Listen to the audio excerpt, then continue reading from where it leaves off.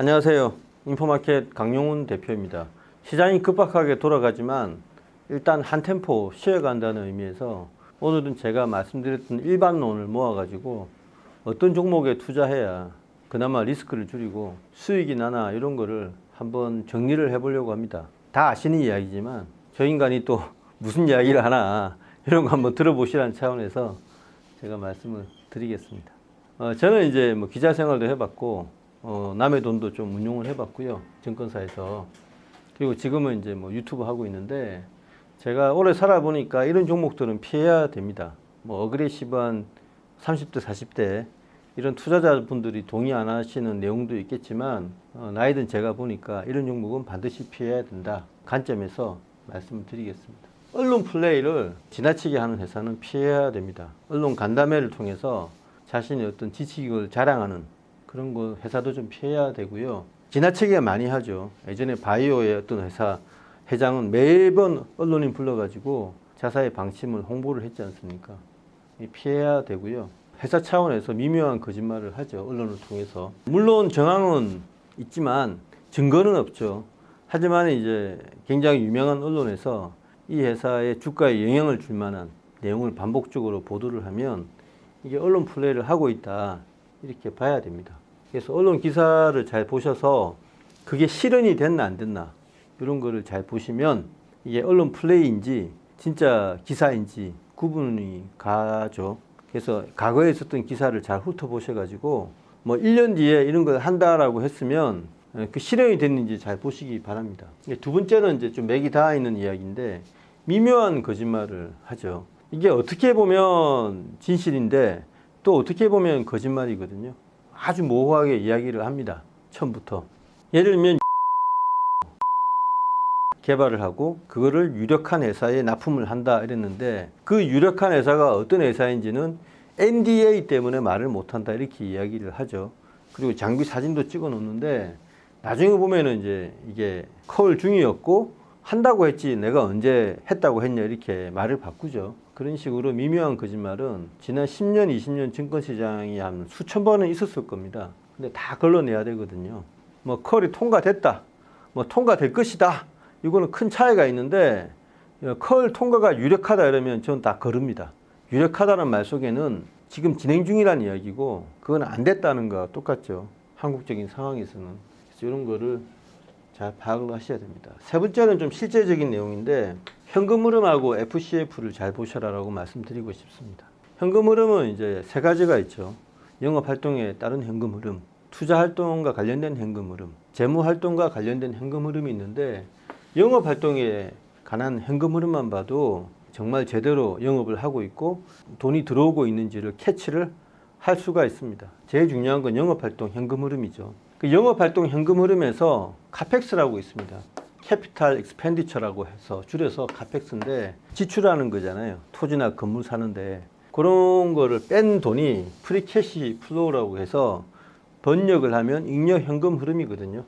이런 게 플러스인 기업은 되게 좋습니다. 설사 마이너스라고 하더라도 내년에는 플러스로 돌아서는 기업을 선택을 하십시오. 뭐 이게 일괄적이지는 않지만 왜 2차 전지 한때 이런 대형 기업들을 보면 너무나 많은 투자를 하기 때문에 카펙스가 크잖아요. 그래서 FCF가 마이너스가 엄청 큽니다. 거기에다가 현금 흐름도 엄청 마이너스는 회사가 많거든요. 영업이익은 엄청 플러스인데 현금 흐름이 마이너스다. 이건 너무 심하죠. 영업이익이 1조 원이면 최소한 영업활동 현금 흐름은 7천억, 8천억은 돼야 된다. 이런 이야기입니다. 근데 이게 뭐 마이너스 몇천억이다 이러면 겁부터 내야 되는데 많은 분들이 이런 걸 무시를 하시더라고요.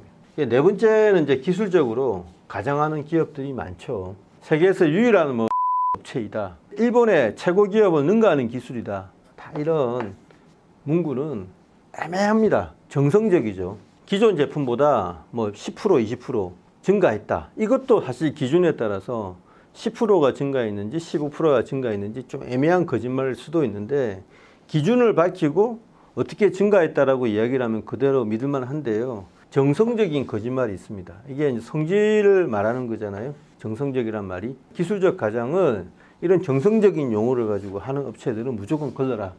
이렇게 말씀드리고 싶고요.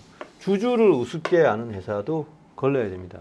LG그룹이나 SK그룹은 사실 제가 잘 추천을 하지 않는데 왜 그러냐면 과거에 20년 동안 히스토리를 보면 굉장히 사건 사고가 많았거든요. 그런 것들은 좀 걸러야 된다고 말씀을 드립니다.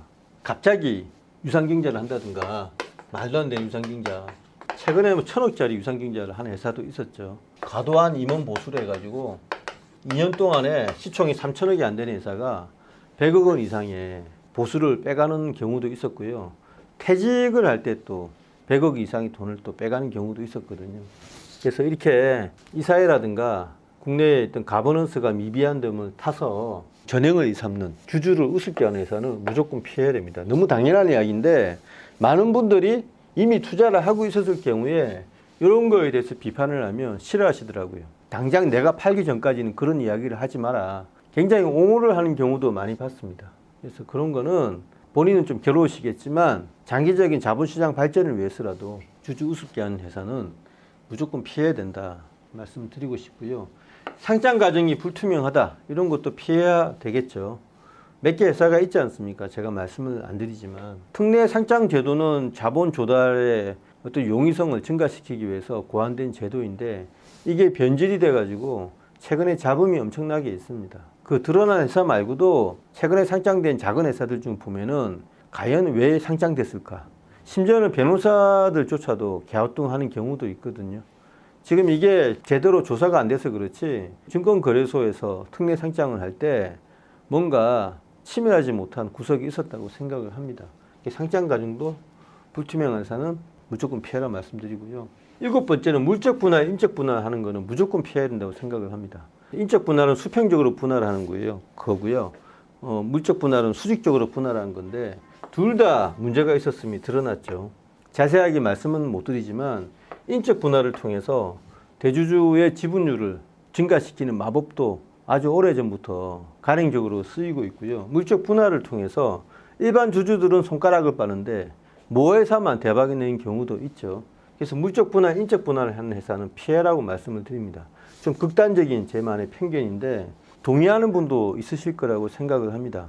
저는 그래서 주가가 많이 날아가는 회사도 많지만 어지간하면 홀딩 숫자 붙은 거는 피하라고 말씀을 드리고 싶고요. 주주들 입장에서 굉장히 짜증나는 일이시겠지만 이런 일이 만약에 일어난다 이러면은 주주 우습게 하는 요 5번하고 7번이 겹치잖아요. 과감하게 비중을 줄이시라고 말씀을 드립니다. 너무나 일반론적인 이야기라서 재미없으셨겠지만 알고 가셔야 될 것 같아서 중간에 한번 정리해 드렸습니다. 네, 감사합니다.